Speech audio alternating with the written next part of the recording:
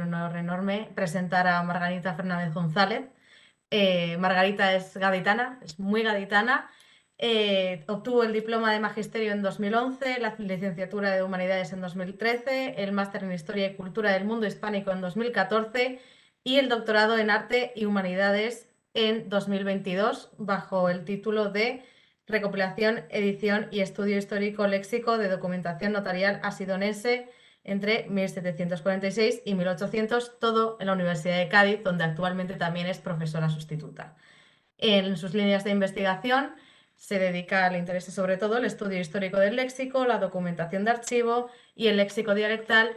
También se dedica a cosas más generales como estudios lexicográficos y lexicológicos, estudios gramaticales desde la perspectiva metaoperacional, en colaboración también con la Universitat d'Estudi Internacional y de Roma, y todo ello también aplicado a la enseñanza en el aula de español lengua extranjera. Cuenta con una amplia trayectoria investigadora, no solo como una gran investigadora, sino también dentro de la GILE.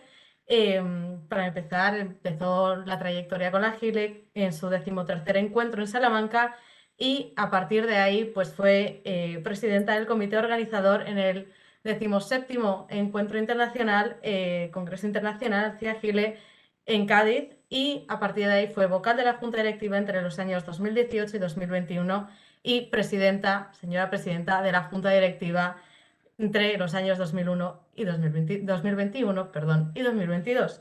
Eh, Nos va a hablar para esta ponencia del estudio histórico del léxico regional a través de la documentación de archivo, el caso de inventario de Obertos de Valeto en Jerez de la Frontera de los siglos XV al XVIII, en consonancia con sus líneas de investigación, y en la que nos va a mostrar una trayectoria muy interesante, un estudio muy interesante sobre documentación oficial de archivo y la importancia de ello en el léxico variacional, sobre todo en el registro andaluz, en la variedad andaluza, que ha contado con muy poca atención antes de la llegada a América. Entonces, creo que hablo por todos cuando digo que estamos deseando escucharte, Margarita, y sin más dilación, te doy la palabra.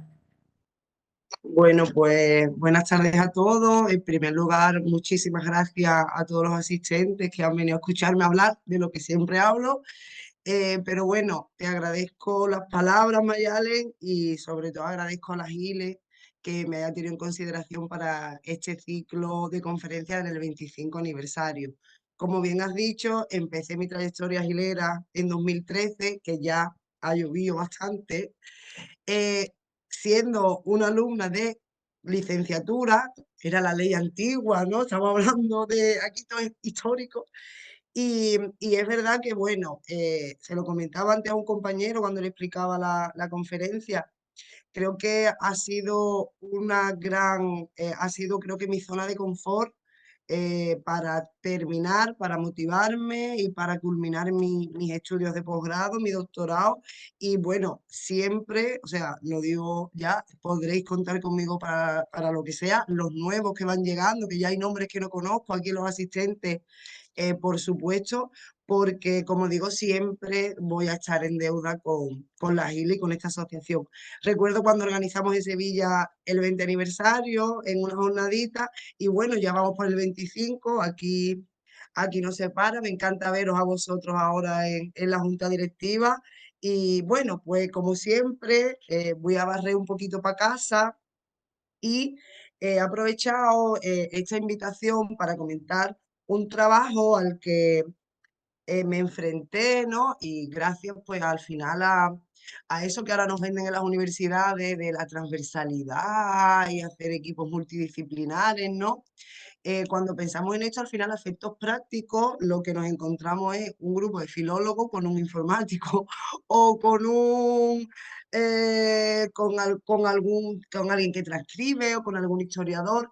Pero bueno, creo que al final la transversalidad o esa unión de ciencias y de intereses se da desde otra manera. Y bueno, aquí en la universidad, y os contextualizo un poco a vosotros, aquí en la Universidad de Cádiz los despachos no van organizados por áreas. ni por departamento. Aquí estamos todo el mundo rebujados como podemos, juntos pero no revueltos. Y he tenido la suerte de compartir despacho y tengo con un compañero, con el profesor Ruiz Pilares, que fue el que me presenta este inventario fechado a finales del siglo XV, que es del, aunque ahora iremos entrando más en materia, del fundador del monasterio de la Cartuja de Jerez. Bueno, lo que él sabe de mí, lo que este compañero de medieval sabe de mí, es que yo trabajo inventarios de bienes y ahora ya paso a compartir el PowerPoint. Y él se encuentra este documento en el Archivo Histórico Nacional con un inventario amplísimo. Y lo que me dice es que por qué no me atrevo a irme un poquito más para atrás y a meterle mano, pues al final a un documento que, como diré más adelante, está en los albores del descubrimiento de América, es anterior, es unos años anterior, unos 15 años anterior, pero que puede mostrar un poco la realidad material y al final ese vocabulario cotidiano, ese vocabulario más cercano al individuo, que es donde más podemos registrar preferencias regionales o uso del léxico regional, con, como digo, una cantidad ingente de voces y que me van a transportar, pues como digo, a años antes del descubrimiento de América. Voy a compartir el PowerPoint. Ay, ¿lo veis? Sí. Ay, ¿lo veis, verdad? Todo Sí, perfecto, Margarita. muy Sí, bien. se ve bien. Bueno, pues aquí tenéis un grabado que se corresponde precisamente con el monasterio de la Cartuja de Jerez de la Frontera. Bueno, para los que no conocéis un poco la zona, ya existe una cartuja en Sevilla, que puede ser la más conocida, y Oberto de Valeto será un noble que decide fundar una cartuja un poco más al sur y un poco más hacia el occidente. Primero lo intenta en el puerto de Santa María, pero finalmente decide ponerla o fundarla en el término municipal de Jerez de la Frontera, que en la Edad Media, y sobre todo a finales de la Edad Media, fue la gran urbe de lo que hoy se puede enmarcar dentro de la provincia de Cádiz. Jerez de la Frontera fue la gran urbe frente a Cádiz, que tenía una naturaleza, una sociedad y unas actividades económicas completamente diferentes, y donde podemos empezar ya a identificar el motivo de esa rivalidad histórica entre Cádiz y Jerez, ¿no? Al final es la importancia de ambas urbes pues, a lo largo de toda la historia. Datos básicos, es el edificio más grande y monumental de la provincia de Cádiz, fue el primero que fue protegido por ley ya en esta primera ley que se hace en el franquismo para proteger el patrimonio español. Y bueno, hace relativamente poco, ya en el siglo XXI, se ha terminado de desacralizar, ya pertenece a la Junta de Andalucía y ahora mismo pues está empezando a funcionar como sede de eventos culturales. Muy bien. Entrando ya en materia, pues yo me preguntaba que qué quería transmitir, ¿no? Con esta conferencia y qué es lo que quería yo, pues no enseñar, pero sí poner en valor pues, a todos estos nuevos investigadores y a todos estos jóvenes investigadores que conforman las ILE. Y es verdad que desde que yo participo en las ILE se ha visto cómo ese interés por la documentación de archivo como fuente para el estudio histórico, no solo del léxico, sino al final de todos los aspectos de la lengua, y con especial valor para los estudios dialectales o de usos regionales. Como digo, sí que es verdad que yo he podido vivir, ¿no? Como ese interés ha ido creciendo a lo largo de los últimos años. Precisamente en la jornada de 2019, Leire Martín, profesora de la Universidad de Sevilla, hizo una revisión de los socios que habíamos trabajado y que nos interesábamos por este tipo de fuentes. Y bueno, lo que sí que no podemos obviar es que es un interés relativamente novedoso, aunque otras materias, ¿no? Como en este caso la historia más tradicional, siempre había prestado atención a este tipo de documentación. Lo había hecho de una manera ajena a los usos lingüísticos, ¿no? Yo le preguntaba a mi amigo, bueno, ¿y tú has visto, por ejemplo, uso de rotacismo o has visto la... Me diría, ¿cómo? No sé, Margarita. Sí, a veces se sean, pero como yo. Entonces, claro, no se le ha prestado la atención que merecería. Entonces, bueno, lo que sí que pretendo es volver a poner en valor, como ya hizo Alejandro la semana pasada, este tipo de documentación, resaltando principalmente esta datación temporal y geográfica exacta, ¿no? Que nos da la documentación de archivo y que nos va a ayudar a conformar pues, estos mapas geolingüísticos y al establecimiento de usos pues, certeros, veraces y fieles a los usos lingüísticos que hemos tenido en nuestra sociedad pues, a lo largo del tiempo. Igualmente, quería hacer una mención especial al valor que añade el oficio del notario. La documentación notarial al final nos da una alta fiabilidad de lo que en ella se recoge, principalmente porque es lo que tiene que hacer el notario. El notario, y es el ejemplo que yo le pongo a mis alumnos, el notario no puede alterar ni la realidad que describe en sus documentos, ni muchísimo menos la manera de denominar esa realidad extralingüística que tienen los testadores o los fallecidos en su caso. Y por tanto, y de ahí al interés que denota en varios grupos, ¿no? Principalmente, bueno, ahí tenemos el Conlesin, también tenemos el equipo de Calderón Campos, bueno, tenemos todos los equipos que trabajan en este tipo de documentación, poniendo en valor al final esa fe y esa lengua que utilizan los notarios en la documentación de archivo.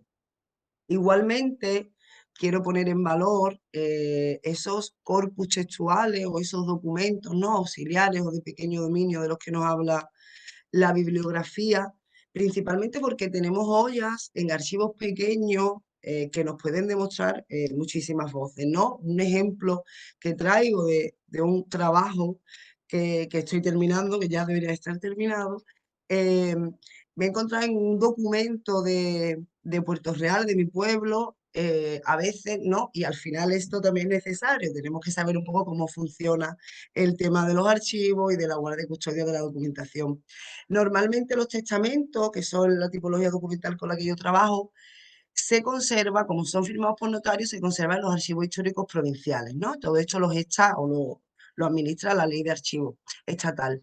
Pero es verdad que muchas veces, por circunstancias particulares, por ejemplo, una muerte repentina, las autoridades municipales a lo largo de la historia han sido las que han tenido que firmar estos testamentos. Entonces es normal encontrar algún testamento, aunque luego se hiciese una copia en notario, en archivos municipales. Y una palabrita que me he encontrado, por ejemplo, ha sido un colchón con enchinamiento de lana.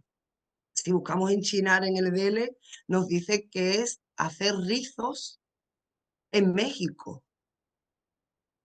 Y en España, pues sería poner chinos, es decir, piedras. Obviamente aquí hay un error, o habría que revisar las marcas geolingüísticas, que eso también lo vamos a ver más adelante, espero que me dé tiempo.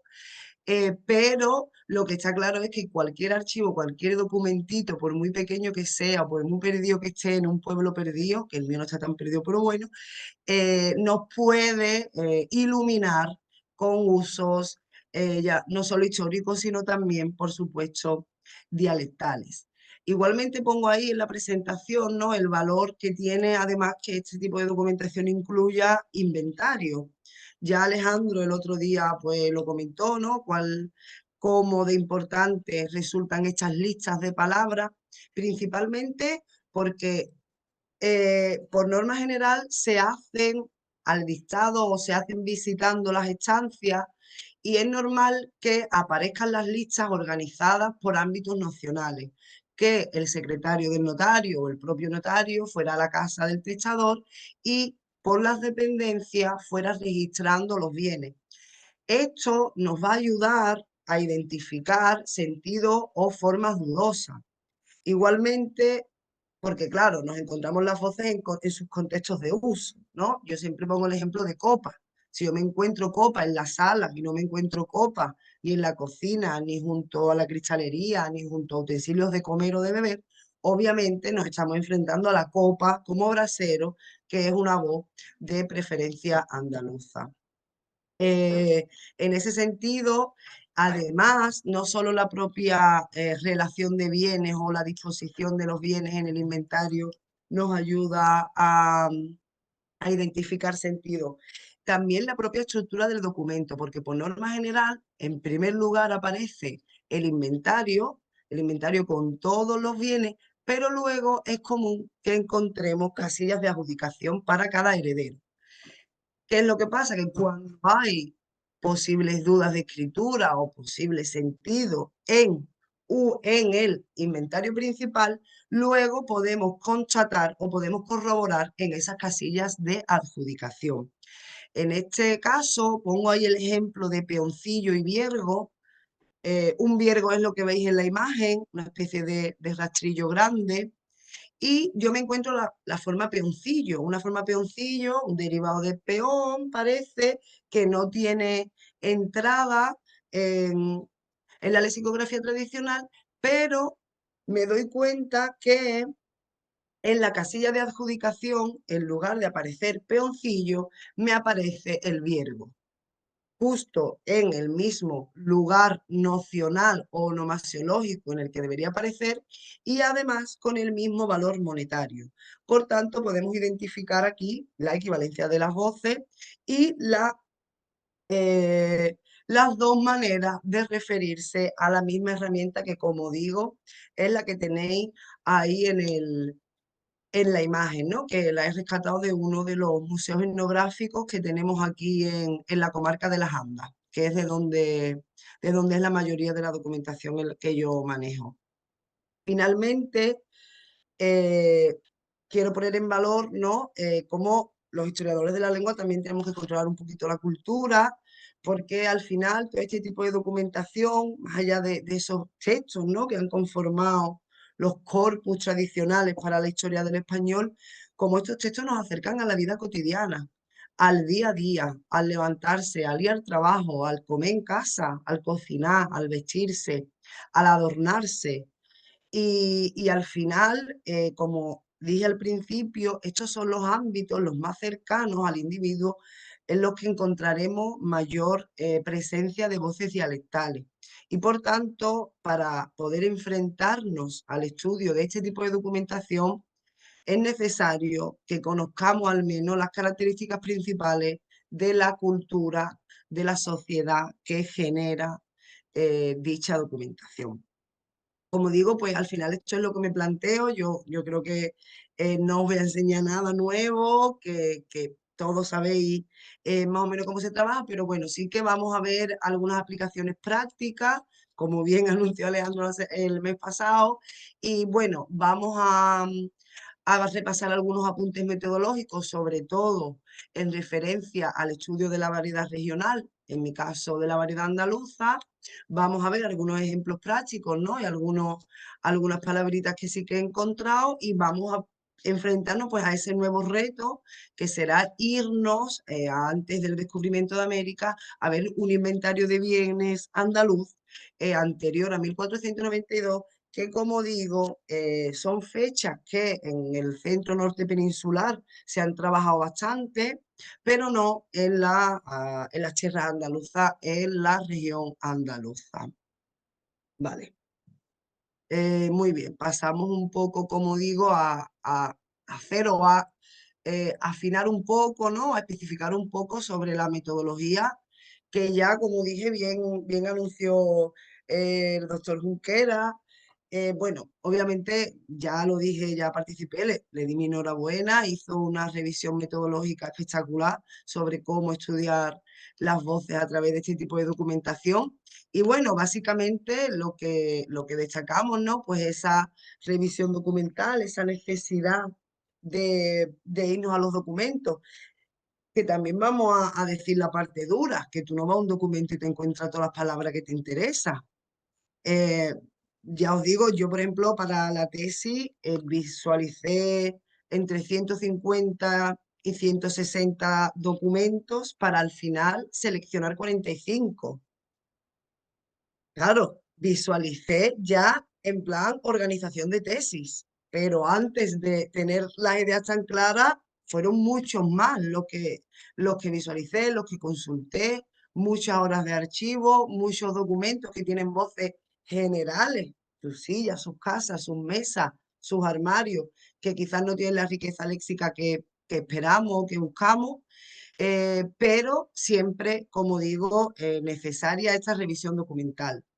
Igualmente, esa revisión lexicográfica, principalmente gracias a la academia, tenemos el gran recurso del nuevo tesoro lexicográfico que nos remonta a mi paisano Nebrija y que se convierte en la base, ¿verdad?, de la consulta primera de la lexicografía de las voces que hayamos seleccionado.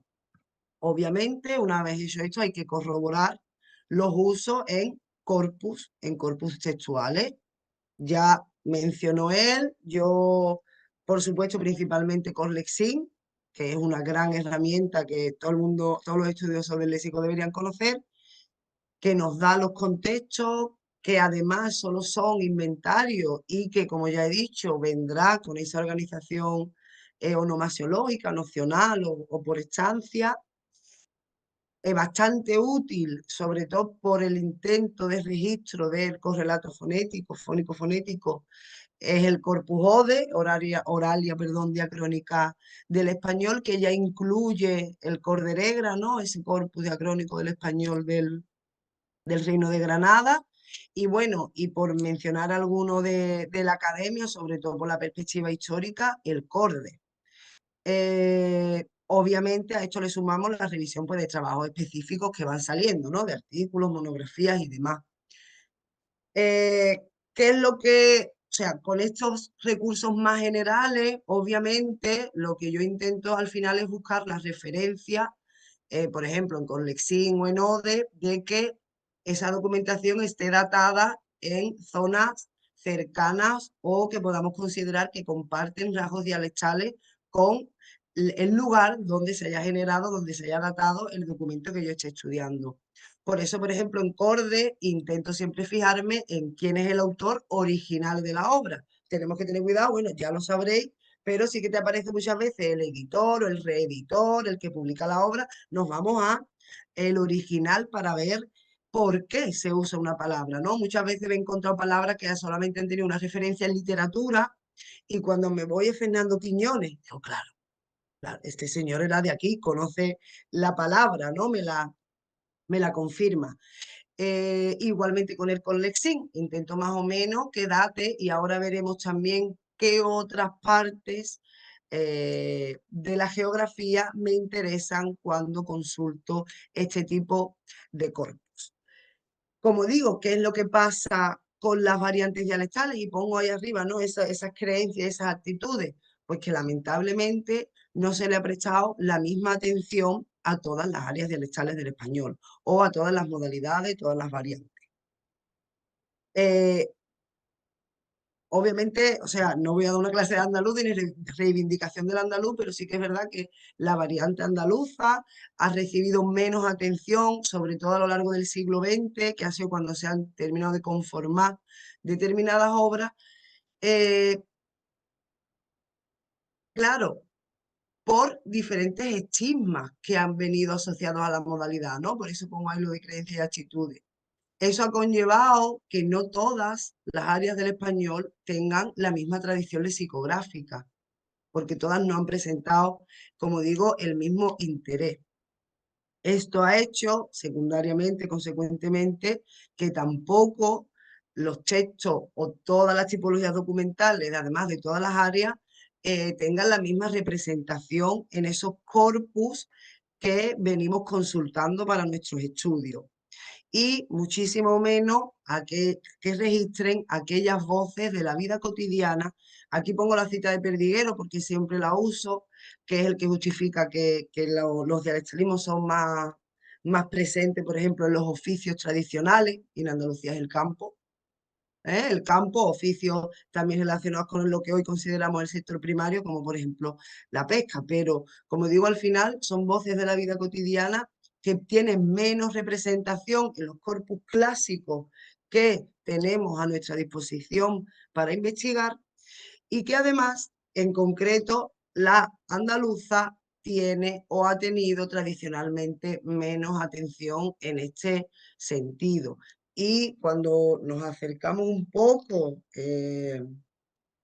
cuando nos acercamos, por ejemplo, a la lexicografía, y paso la diapositiva, vemos las carencias que nos encontramos, ¿no? En primer lugar, sí que no tenemos todavía un diccionario histórico de la modalidad. Tenemos el Tesoro Léxico de las Hablas Andaluzas como un registro que incluye la ALEA, que incluye la LEA, como un registro de uso, pero del siglo XX, al final, ¿no? Dentro de esta tendencia o de este desarrollo de la antropología que se vive a lo largo de la centuria pasada, tenemos el ALEA, tenemos el que ya mencionó el Corderegra, pero nos encontramos muchas veces con carencia o ausencia de marcaciones en la lexicografía tradicional. Como digo, por culpa o por la ausencia de estudios que daten documentalmente, perdón, las voces, o errores en esa marcación por la amplia tradición lexicográfica que sí tienen otras áreas dialectales. Yo pongo aquí un par de ejemplos. Menudo como comida, en el resto de España son callos. Si en Andalucía en algún lado ponen callos a la andaluza. Si nos vamos al diccionario de la Academia, nos dice que menudo es una comida en México. Es verdad, pero si nos vamos a la obra de Tomás de Sixto del siglo XVIII, en la que representa los oficios tradicionales que se daban alrededor del puerto de Cádiz, en la obra Los Gritos de Cádiz, nos encontramos que había una señora vendiendo menudo. Y bueno, al final yo he comido menudo en mi casa toda la vida, ¿no? ¿Significa eso que el menudo no sea una comida americana? No, pero claramente me falta una marcación andaluza del sentido o del uso. E igual pasa con argolla. Yo, siglo XXI, no he dicho arete ni aros como el pendiente, ¿no? Creo que llevo uno así.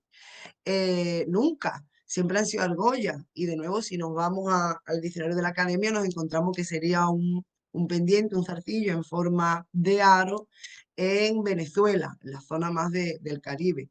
Entonces, claro, aquí, ¿esto a qué se debe? Se debe, y creo que lo digo un poco más adelante, pues al final se debe a diferentes circunstancias históricas que han fomentado mucho más las obras lexicográficas, por ejemplo, en América, a la hora, y esto es algo cultural y algo que sabemos, la lengua forma parte de la identidad del individuo y de los pueblos, y en momentos de nacionalización, en momentos de independencia, de revoluciones que se vivieron en la América española a lo largo, pues desde el 18, ¿no? Hasta culminar todos en el 19, en 1898, con la pérdida de Cuba, Puerto Rico y Filipinas. Eso conllevó una atención especial a sus lenguas, a sus modos de usar la lengua y, por supuesto, a su léxico. A la hora de conformar las dataciones y de marcar las voces en los diccionarios académicos, por ejemplo, pues al final tiramos de la lexicografía que está hecha. Y si hay voces registradas en lexicografía americana, pues al final la academia, a falta de estudios de este tipo, pues al final pues pone la marca tradicional que tengan las voces. Como digo, esto por supuesto no es una queja, es un motivo por el que seguir trabajando pues mi modalidad y el léxico andaluz. Además, como digo, ¿no? Lo que vengo diciendo, eh, las grandes olvidadas serán las voces de la vida cotidiana. Vale. ¿Qué hacemos en el caso del andaluz? Pues vamos a hacer ese contraste, vamos a fijarnos en otras zonas dialectales, vamos a fijarnos en otras áreas, vamos a conocer lo que dicen los teóricos sobre el vocabulario andaluz, qué palabras puede que nos encontremos que podamos asociar a nuestra modalidad, ¿no? de otras áreas del Estado, como ya venimos hablando, Canarias, América, otras áreas peninsulares, por supuesto, traslación, ampliaciones de sentido de voces patrimoniales, fijación de arcaísmos, determinadas preferencias léxicas o incluso gitanismo. Igualmente, tenemos que tener en cuenta la fonética andaluza para ver cómo nos vamos a encontrar esas palabras escritas. Y yo pongo silla, que parece la voz más general del mundo, porque fue la primera corrección que me hicieron en mi defensa de tesis.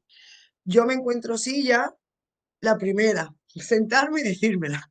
Yo me encuentro silla y, claro, silla del grano. Entonces, no aparece en ninguna obra lexicográfica el uso de silla como almacén de grano, y yo ya propongo que puede que sea un cruce léxico, una etimología popular con silo, que sí es un almacén de grano. Pues no. La silla es la manera seseante de referirse a la silla con C romana, que no es otra cosa que un almacén de grano. Y además, el profesor Rivas Zancarrón, Manolo Rivas, lo que me dijo fue que él se había dado cuenta porque en su pueblo había una discoteca que era un granero y que se llamaba La Silla. Entonces, bueno, yo misma dentro de mi propia modalidad me bailó esto, ¿no? Y el otro ejemplo que pongo es Viergo o la variante en femenina Vierga, que son dos herramientas diferenciadas, las que presenté antes, y que vienen de una fijación fonética de la forma bieldo. Se identifica el rotacismo y además se identifica una relajación retrayendo la consonante, convirtiéndola en G. Obviamente, para este tipo de estudios, como decía, necesitamos un poquito de cultura, un poquito de historia, de etnografía, y a mí, por ejemplo, me salva la identificación del sentido de sarteneja mi señor padre, que tenía una sarteneja cuando era pequeño, que era una especie de parrilla que se usaba precisamente en la copa que antes comentaba, en el brasero antiguo de carbón o de picón. Igualmente tenemos que tener cuidado cuando nos encontramos un esclavo, que no es un esclavo africano que se haya vendido o que se haya comprado desde ese comercio que luego se va a América. Nos encontramos en este caso, por ejemplo, un moro que se llama Ali.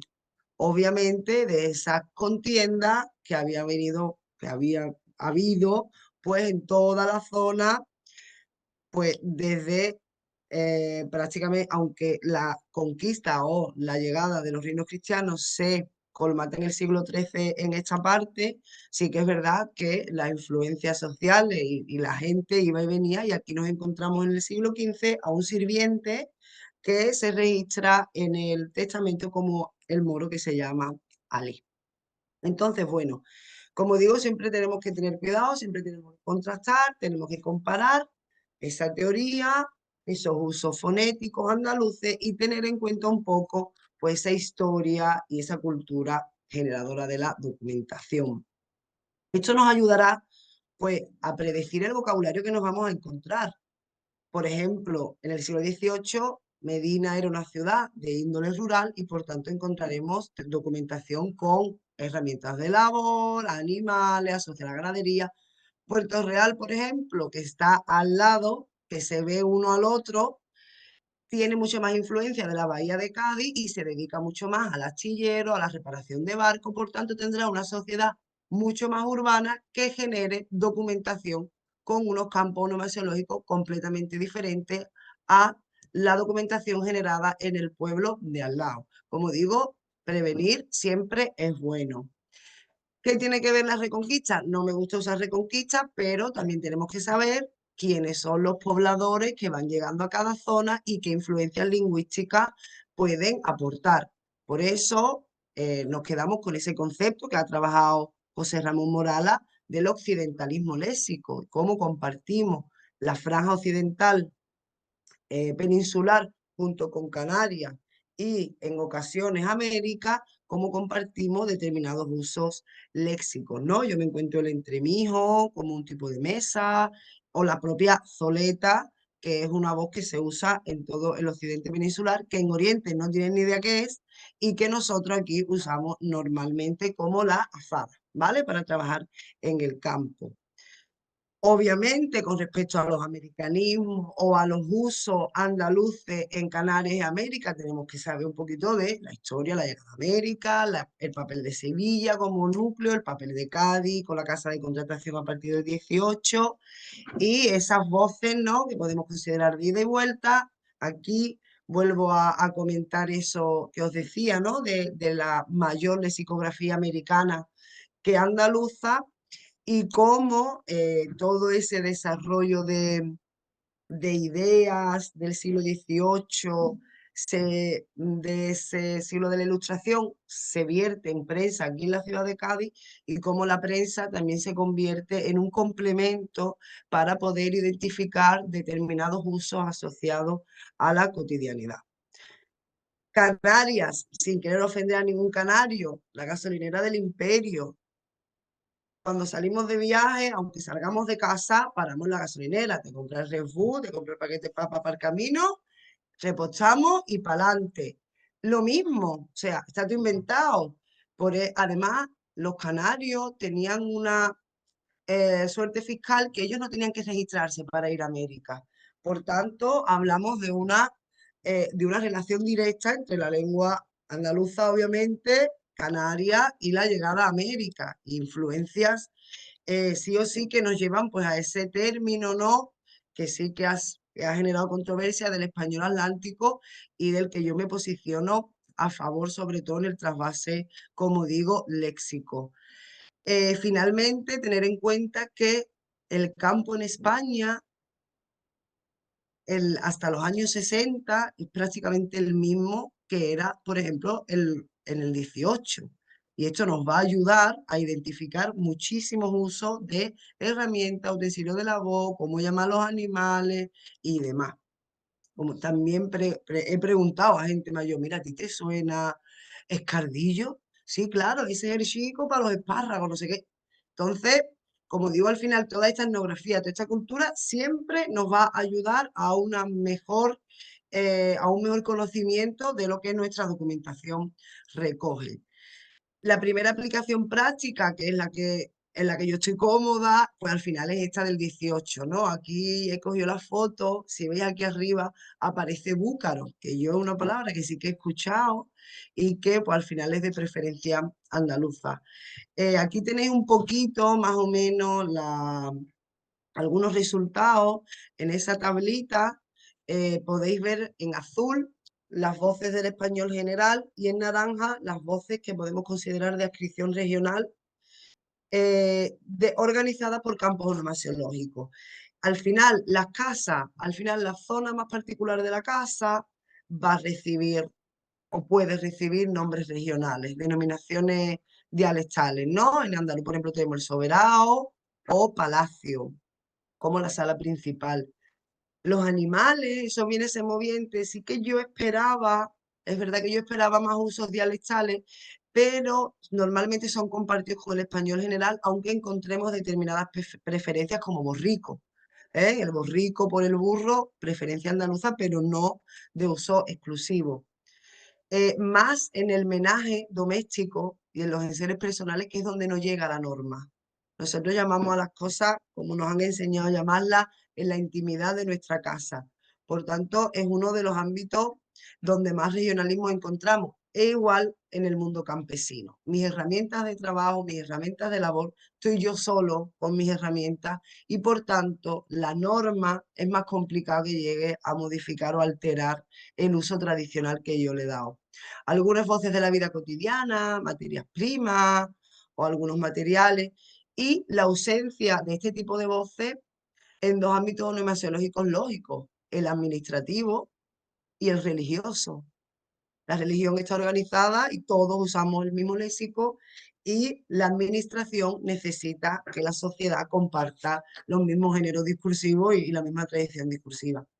Ahí tenéis algunos datos, ¿no? Más o menos nos encontramos con un 11, un 12% de las voces estudiadas como voces dialectales. Y ahí tenéis algunos usos, ¿no? Tenemos alguna fijación fonética, como el caso de Viergo, algunos usos arcaicos, como la troja, o cernir, como lo que se hace con el cedazo, ¿vale? Como filtro, ¿no? Colador. Encontramos sentidos específicos, como tarima, que sería una tabla que va debajo de una mesa para poner precisamente la copa, o almacén. Arcaísmo semántico mantenido, que sería el sillón, y nuevas formas dialectales, en este caso por flexión de género, como la criadera o la cencerra, como un tipo de cencerro específico. Vale, me aligero. Tratamiento de las voces. Al final, cuando nos encontramos ausencia de trabajos de este tipo o que vayan marcando cómo enfrentarnos a este tipo de voces que nos encontramos, lo que tenemos que tener claro siempre es que la metodología que apliquemos sea homogénea. En este caso, la metodología que yo aplico es que las voces estudiadas o tengan marcación dialectal en los recursos lexicográficos o entrada, en su caso, en los recursos lexicográficos o vocabularios de la modalidad, como el Tesoro Léxico de las Hablas Andaluzas, o que la datación documental en los diferentes corpus que manejamos sea asociada a Andalucía, ¿vale? Pero siempre usando la misma metodología. Ahí hay que ser homogéneo, ¿vale? Obviamente, y Nerea creo que fue la que le hizo el comentario a Alejandro, cuando nos encontramos voces escasamente documentadas o que no están documentadas, que no están en ninguna parte, como me pasaba a mí con Sarteneja, que al final terminó estando en las papeletas de Barbie, pero eso ya lo veréis, ya saldrá a la luz.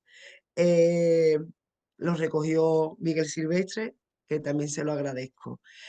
Ahí tenéis que al final me encontré muchísimas voces escasamente documentadas. ¿Y ahora qué hacemos? Voces que no aparecen ni en lexicografía, ni en Corlexin, en ningún sitio. Pues al final, esto es lo que nosotros aportamos, ¿no? Con nuestro conocimiento de la cultura material de la sociedad, con nuestro conocimiento de trabajos parecidos, con nuestro conocimiento de la teoría que establece cuál es el vocabulario, en este caso, andaluz. Pues nosotros como investigadores proponemos posibles sentidos, siempre con cautela, siempre con cuidado y también fundamentándonos pues en esos ámbitos en los que aparecen en los documentos. Aquí tenéis algunos, ¿no? Los he recuperado de la tesis, como por ejemplo el hierro de planchear, la cama de colgar, que encontramos por aquí, por ejemplo, bueno, el baldo como un cubo, que además yo he escuchado siempre históricamente baldear, ¿no? Como limpiar ahí con tu cubito la puerta de tu casa, eso ya se está perdiendo, pues ya no vivimos en casas. Eh, Tierra de pan sembrar, la fanega como instrumento de medir una fanega, el cuartillo como instrumento de medir un cuartillo, algunos derivados, ¿no? Como gañanería, el lugar donde están los gañanes.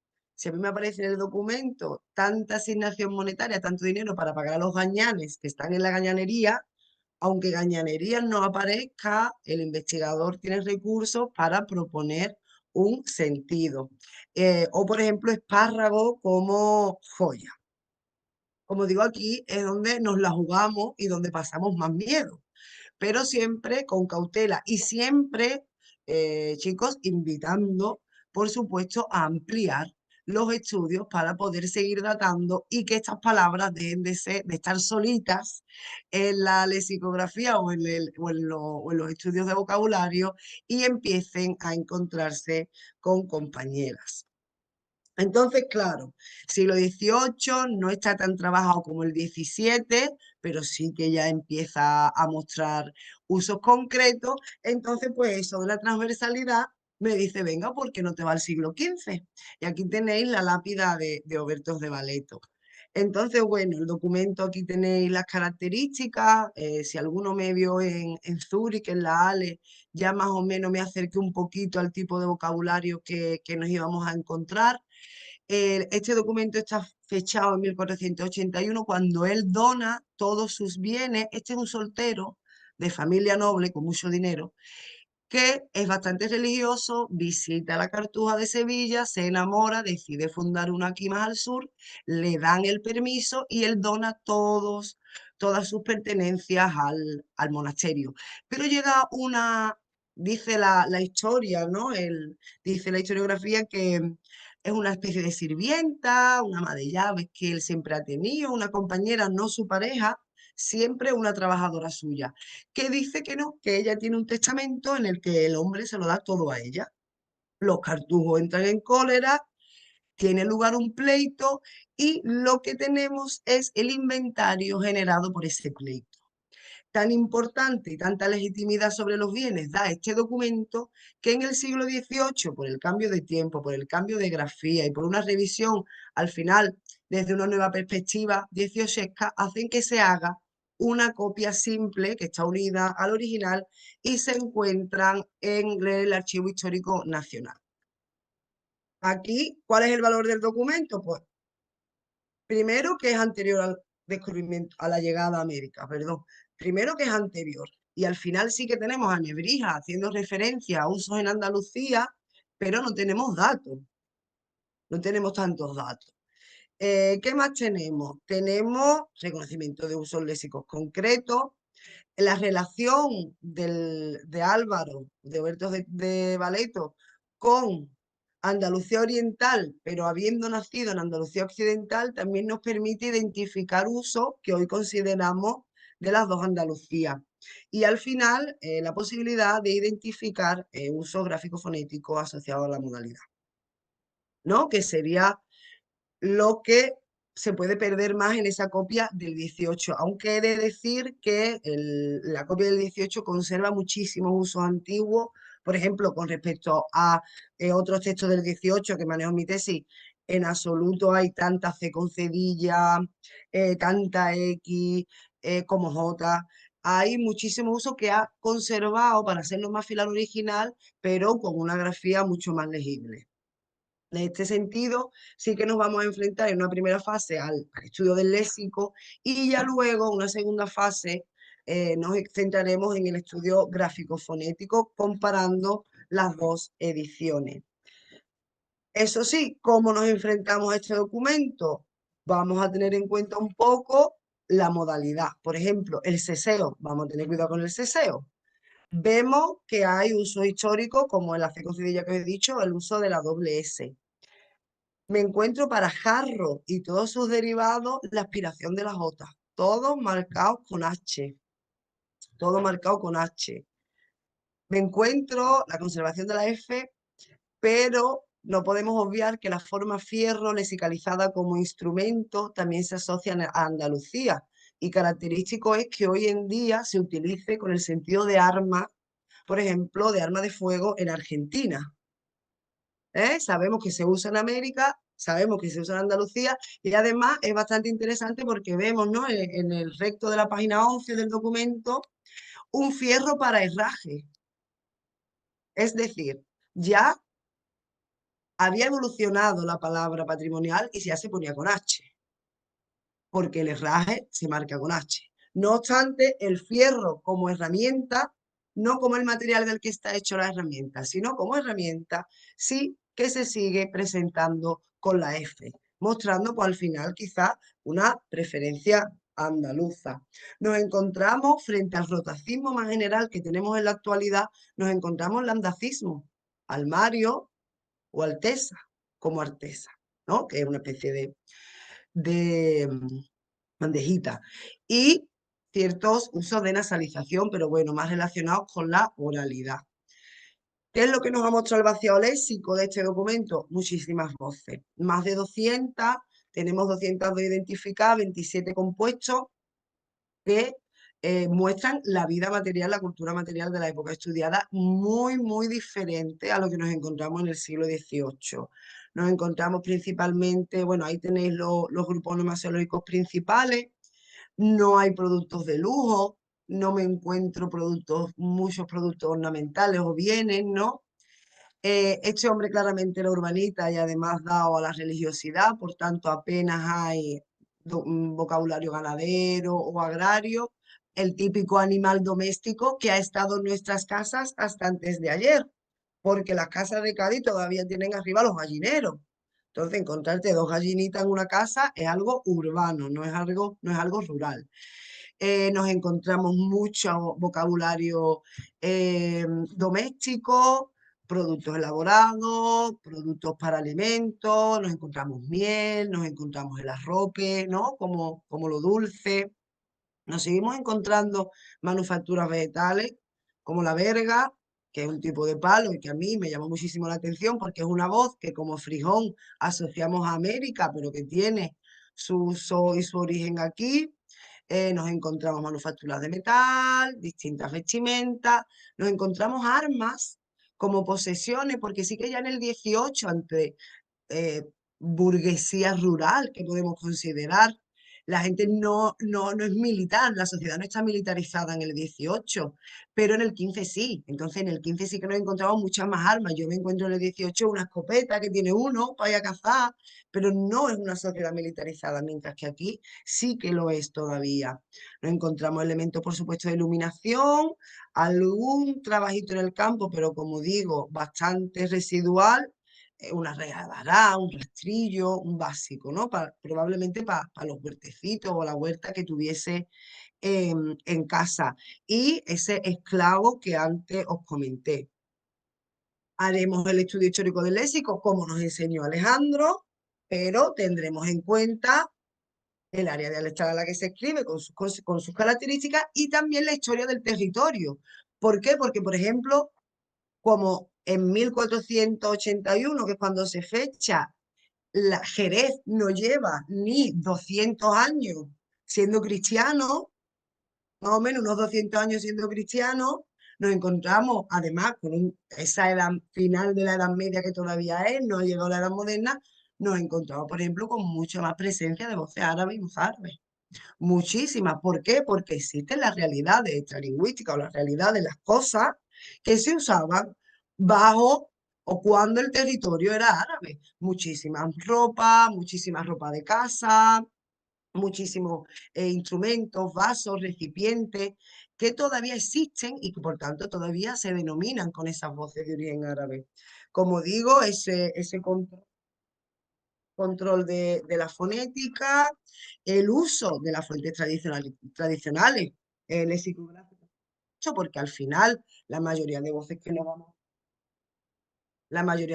nos vamos a encontrar van a ser patrimoniales, obviamente, como hemos visto en los resultados también para los estudios del 18, no asustarnos con las escasamente documentadas, registrarlas e intentar dar el sentido de nuevo, teniendo en cuenta qué tipo de sociedad es la que ha hecho el documento, olvidar usos futuros, porque yo me veo un bote de ultramar, tú piensas en ultramar y dices, América, no, espérate, que esta gente no sabía que existía América, ¿vale? Tenemos que pensar que sí, que ya habíamos colonizado las Canarias, sí que, aunque todavía estábamos luchando con Tenerife, sí que teníamos, por supuesto, toda la zona norte y noroccidental africana, por tanto, el ultramar es otra cosa, no es América.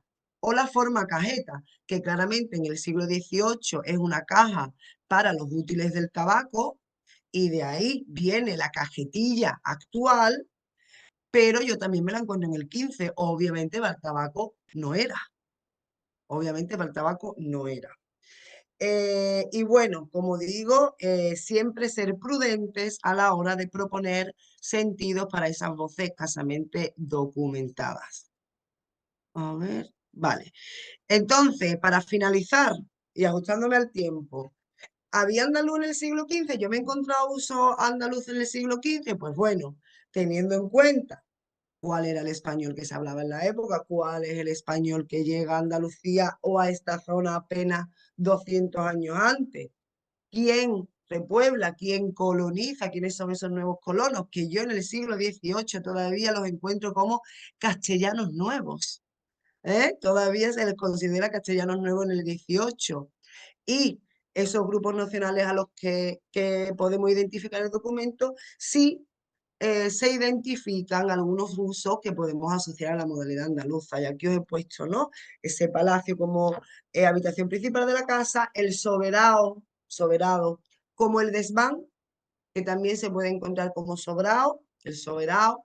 La azotea, que si bien es una voz del español general, a mí me encanta el sentido que le da Adolfo de Castro, porque para nosotros es una parte más de nuestra casa, es donde tendemos la ropa, donde tenemos las macetas, donde nos vamos por la tardecita, ¿verdad? Ese sentido más etnográfico, esa preferencia por borrico, el fierro, la bota como barril del vino, al final dentro de la actividad vitivinicultora, ¿no? O vitivinícola de Jerez de la Frontera y de su comarca, la principal productora de vino fino, faltaría más. La caracheta, la coracheta, perdón, de coracha, que si nos vamos al le dice que es un saco en América.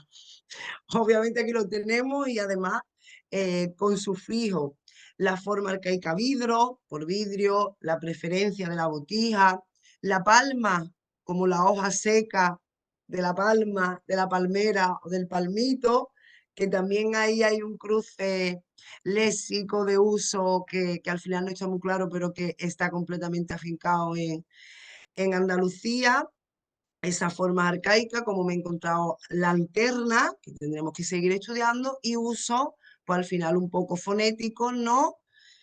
Como el ceseo, el lambdacismo o algunos rasgos que se pueden considerar más vulgares, ¿no? Como esa consonantización que vemos en guadamesil, que en realidad sería guadamecí, o huerta por huerta, que aparece escrito claramente con G. Entonces, bueno, ¿a qué conclusiones llegamos?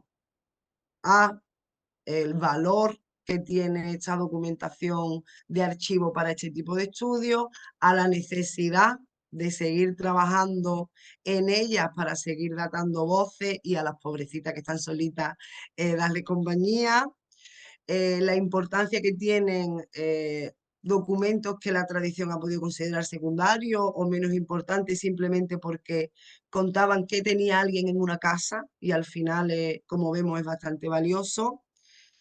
Necesidad de revisión de las marcas en la lexicografía tradicional, ampliar también los corpus de los que disponemos con documentos de otras tipologías y por supuesto de todas las áreas dialectales.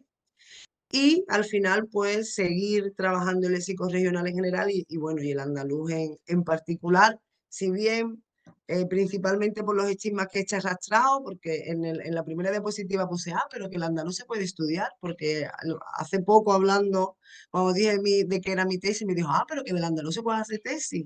Bueno, no voy a decir aquí lo que le dije porque no se puede, todavía es horario infantil, pero sí, se puede y sobre todo vamos a intentar reforzar, ¿no? y poder datar y constatar esa influencia del andaluz en Canarias y por supuesto también en América, porque como vemos hay preferencias andaluzas antes de que Colón llegase al continente americano. Así que bueno, muchas gracias a todos, creo que me he ajustado el tiempo un minutito, ¿no? Así que bueno, muchas gracias y os paso la palabra. Muchísimas gracias, Margarita. Ha sido tremendamente interesante, la verdad, para una persona como yo que sabe lo justo y necesario el léxico. Ha sido brillante, la verdad. Dejo al público a ver si tiene alguna pregunta. En caso de no tenerlas, yo tengo varias. Intentaré seleccionar.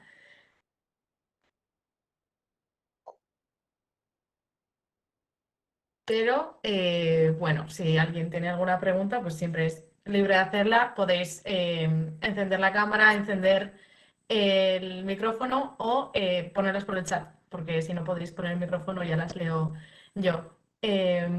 Lucía. Hola, bueno, yo, yo un poco más que una pregunta, tengo una reflexión, pero muchas gracias Margarita, me ha gustado mucho porque creo que a veces estamos un poco perdidos en cómo afrontar un estudio y creo que todo esto que nos has contado como que puede enfocarnos mucho sobre todo en la importancia de trabajar en los archivos, quitar un poco ese miedo a ir al archivo y también la propuesta metodológica como que es muy útil para orientarnos también, como para saber por dónde empezar. Y, y una cosa que quería yo comentar, porque me ha resultado curiosa y me ha llamado la atención. Yo estoy trabajando en el archivo de Indias, que tiene dos edificios. Tiene el edificio de la lonja y tiene el edificio precisamente de la Cilla. Y nos pasó, nos pasó cuando llegamos los primeros meses que oíamos a la gente decir la Cilla pero había gente que también decía la silla, porque claro, al final estamos en Sevilla y hay gente que se sea, hasta que nos paramos y dijimos, pero a ver, ¿qué es la silla? ¿Es la silla? ¿Y por qué es la silla? ¿Qué es una silla? Entonces me ha llamado la atención que veo que, ¿sabes? A día de hoy también podemos tener esa confusión y vaya. Esa Además, preciosa confusión, sobre todo si es en la calle y no es, es en tu defensa de claro. tesis, claro, es un poquito regular en tu defensa, pero es verdad que, bueno, Manolo, quien conozca a Manolo Rivas lo hizo de una manera bastante cercana y me dijo, Margarita, de la discoteca de mi pueblo, de Vejer, no sé qué. También ahí se demuestra lo urbanita que yo soy, porque yo ni Cilla, ni Granero, ni Silo había visto yo, pero bueno. Claro, claro, yo también. Muchísimas gracias, Lucía. ¿Qué te voy a decir del Archivo de India? O sea, profesores históricos de esta casa han trabajado en el Archivo de India y bueno, ahí hay secretos y ahí hay muchísimo que hacer, así que ánimo y bueno, sí que metodológicamente no he aportado mucha novedad más a lo que ya hizo Alejandro de una manera magistral, pero si he servido para quitaros el miedo y que tiremos para adelante, vamos a tirar para adelante porque es lo que tenemos que hacer y es para lo que hemos venido. Gracias. Gracias, Lucía. Yo sí que quiero hacer una pregunta y es, me ha llamado mucho la atención el caso de las equivalencias en cuanto a el léxico regional y el léxico general. Claro, tú te encuentras la palabra copa con el significado de la variedad andaluza, como brasero. Luego también te puedes encontrar copa con la variedad general, el recipiente. Lo mismo con fierro, que es una palabra usada en América, en Andalucía, con acepciones y significados diferentes. Quería preguntarte si esa clase de equivalencias se pueden encontrar en la misma documentación, es decir, en un mismo inventario de bienes. ¿Pueden aparecer esas equivalencias dentro de la misma documentación o Sí, tienen sí, sí, o sea, sí, ese es el ejemplo que pongo, por eso pongo Viergo y Peoncillo, vale, porque me puedo encontrar las dos. Lo que no es normal es que me encuentre una voz del español general, digamos, y el andalucismo, o la claro, voz regional. Normalmente el documento registra, lo denomina de una manera o de otra. Sí que a veces aparece un doblete tal o tal, pero normalmente aparece un elemento. En el caso de Viergo y Peoncillo es interesante porque Viergo es el dialectal y Peoncillo es algo nuevo, no es el normativo. Peoncillo es lo nuevo. Entonces parece como incluso que usa la voz dialectal para explicar uso más restringido aún, que no sé hasta qué punto será local, personal de la persona, no lo sé, todavía no tengo Ouija, el día que se pase la Ouija le preguntaré a todos mis informantes, pero sí que es verdad que con respecto al uso dialectal o normativo general, siempre suele haber una opción. No me claro, aparece las dos. Luego sí que hay voces que nunca han aparecido con sentido, o sea, brasero no me lo he encontrado. Hay voces establecidas que solo, pero porque al final un brasero es diferente a la copa. Aunque la lexicografía nos dé esa equivalencia, el brasero, la copa es diferente, la copa es de picón, que es otro andalucismo, que es una especie de carbón apagado que luego se puede reactivar. Entonces, la tradición, el traje típico de Cádiz, capital de las mujeres, es ser piconera. Eran las que vendían el picón, es la piconera. Entonces, y al final ya nos metemos pues en el uso, al final, aunque no se reconozca piconera en ningún lado, te lo tiene que encontrar en documentación oficial del ayuntamiento, porque las chicas se visten de piconera. Y mi abuelo era piconero, hacía picón, que conste.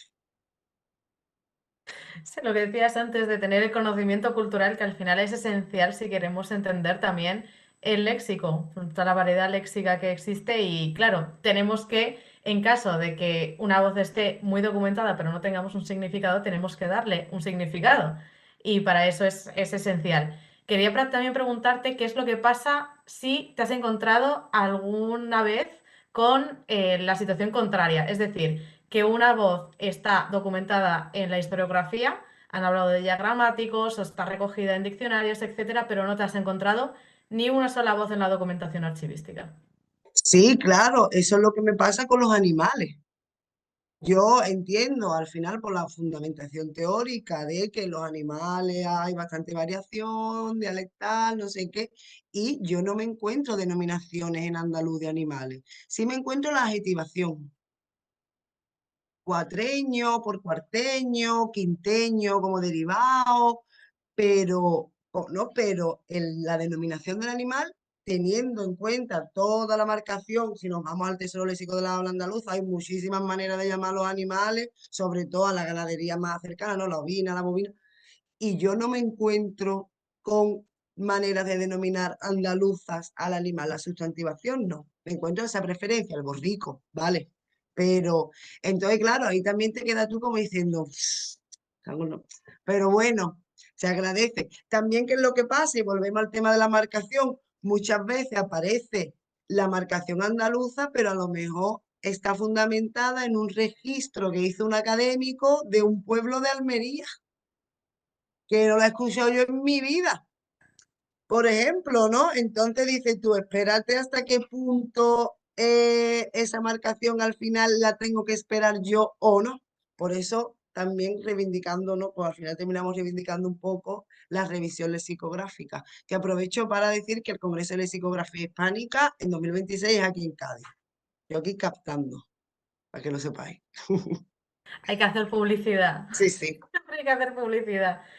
Pues sí, la verdad que, claro, luego al final la documentación llega hasta donde nos llega y nos da lo que quiere darnos. O sea, a veces es cuestión, me pregunto, si a veces también es cuestión de tipos textuales que a lo mejor, pues el inventario de bienes es muy tendente a darnos léxico de, como decías tú, ropaje, menaje, a lo mejor herramientas, usos campesinos. No lo sé, pero por ejemplo, cómo, o sea, cómo se documenta la palabra menudo, que es una comida que existe en América y en Andalucía. Me pregunto si los inventarios de bienes también. Pues no lo sé, lo tengo que intentar, la tengo documentada en sincronía, porque el tema del paisaje lingüístico, que algunos sabéis que también lo he trabajado un poco, en el paisaje lingüístico gaditano y de todo, también en Sevilla, ¿no? Porque se come en Cádiz y en Sevilla, aunque en Sevilla no le echan garbanzo, los sevillanos aquí, no sé, que no se ofendan, pero no le echan garbanzo. Sí que está al final el día a día, como te digo, yo lo registro en una obra literaria que es la de, que es la de Tomás de Sisto. Por eso tampoco podemos decir desde el estudio de archivos, ay, no, solo los archivos porque la literatura no nos da nada. La literatura costumbrista del siglo XIX y la literatura de principios del siglo XX también nos arroja bastante registros de uso en ese sentido. Y luego, pues no podemos olvidar que los archivos históricos conservan muchísimas tipologías documentales. A veces se les donan recetarios históricos, o por ejemplo, ahora estamos terminando un volumen con una serie con correspondencia, con cartas históricas, en la que también se puede hablar. Y por ejemplo, ahora estamos con correspondencia entre el gobierno, digamos, en lo que sería la Diputación de principios del siglo XIX, y ahí, por ejemplo, aparecen un montón de tejidos, porque como estamos en guerra en esa época, la guerra de la independencia, pero no nos estábamos independizando de nadie, eran los franceses liándola, pues aparece un montón de tejido para crear vendajes, para curar, para confeccionar los uniformes, entonces ya ahí aparecen las mojitas que te dan las agujas, que te dan no sé qué, que te dan no sé cuánto. Entonces al final todas las tipologías documentales históricas nos pueden ofrecer muchísimas sorpresas y contener diferentes temas que nos arrojen todos estos usos. Así que a ver si va la gente entrando ya en los archivos. Yo mando a todos mis alumnos de TFG, desde luego están los pobres ahí todos perdiendo diostrías, pero al final es eso, Mayalen, encontrarnos y no tenerle miedo, no cerrarnos en una tipología documental, vamos a ir viendo y al final los archivos, y es algo que quiero recordar, son instituciones públicas, tenemos derecho a entrar, tenemos derecho a consultarlo y ahí están los trabajadores siempre para ayudarnos y para divulgar esos fondos. Sí, la verdad que estoy de acuerdo. Los archivos son un espacio en la que se puede descubrir y aprender muchísimo sin moverte del sitio. Y son la gran fuente, yo creo, la gran riqueza que tenemos hoy como historiadores y historiógrafos de la lengua. Y el trabajo de archivo, a fin de cuentas, creo que es algo que hemos tocado casi todos y que es algo esencial. Entonces, sí, animo a esos también estudiantes de TFG que están ahí dando los primeros pinitos los pobres, que luego es muy satisfactorio el trabajo, aunque al Sí, principio no lo hombre. parezca. Sí, sí, sí. Y aprovecho, doy unos minutos para si alguien quiere hacer alguna otra pregunta, observación, duda, lo que sea, puede subir la mano Yo tengo una pregunta, Margarita, porque estaba pensando. Cuando has puesto, creo que la última diapositiva, marcabas como un andalucismo, que además me ha llamado muchísimo la atención, lo de soberado referido al trastero en la parte alta de la casa. Sí. Pues quizás se me ocurre que esa debería ser otra palabra para revisar, porque, bueno, yo soy de un pueblo del sur de Ávila y en mi pueblo de toda la vida de Dios, como dices que el léxico se aprende cada uno en su casa, no es soberao, pero es sobrao. Sí, es que Directamente. existe Entonces, la no sé variante. si es que me estaba llamando muchísimo la atención precisamente justo con esa palabra, porque en casa de mi Sí, abuela siempre ha sí, sido el sobrao. es que, espérate, que te lo voy a mirar porque tengo O sea, aquí. no como curiosidad, ¿sabes? Pero porque Sí, nunca sí, había sí, no, es escuchado que la existe esa versión. variante, pero no sé hasta qué punto, no sé hasta qué punto, espérate, Ah, dice Alejandro en el chat, se documenta en León también. claro, es que no sé,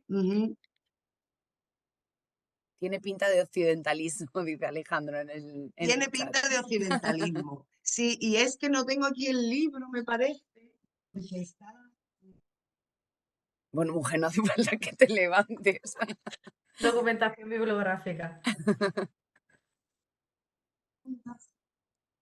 De Bastardín Candón y María del Mar Barriento de Ujú, 2015, que tiene un trabajito de José Ramón Morala en el que están todos los occidentalismos, no sé si se entra, pero sí que existe la variante sobrado y soberado. ujú, Y soberado está, lo marca el DL, el DL, perdón, el tesoro léxico de las hablas andaluzas, lo recoge muchísimo, que además en Cádiz incluso se puede llamar así a la planta alta de las casas, pero además el diccionario, el DELE, sí que lo marca con uso en Andalucía, Ecuador y República Dominicana. ujú. Pero aprovechando que está aquí Junquera, quizá le debemos dar una vuelta al Colesín y ver si estamos frente a y confirmar si estamos ante un occidentalismo. Claro, dice, espera que lo busco.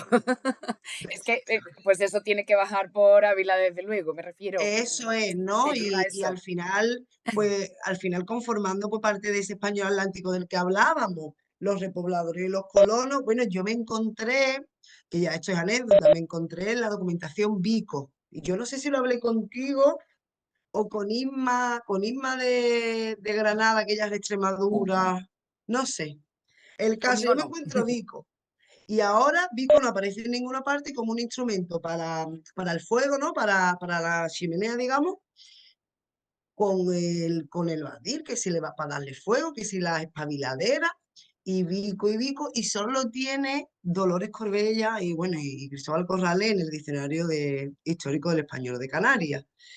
Pero me di, Dolores, bueno, el diccionario, no Dolores, que la queremos mucho a Loli, el diccionario dice que viene del portugués, traspasa la franja occidental y llega a Canarias. Y a mí me dice, esta compañera, me dice, es que eso se dice en mi pueblo para la chata, ¿sabes? Aquí se le dice chata, es ese urinal que te dan en el hospital en forma de pico cuando necesitas estar acostado. Al final es un instrumento en forma de pico y claramente ¿qué es? Es un occidentalismo que baja con los repobladores que repoblan Andalucía Occidental. Por eso hay unas características léxicas en la Andalucía Occidental y otras características léxicas en la Andalucía Oriental que ya recibe más influencia de lo que sería el Reino de Aragón y de lo que es todo el Levante. Pero sí, te toca datarme la voz en tu pueblo. Te No toca. sé si de manera histórica, pero bueno, yo te digo que en, bueno, sí, de histórica, o sea, si vas a preguntar, hacer encuestas a gente mayor, lo Vaya, encuentras, que ya desde es luego, histórica, o claro, escrito, claro.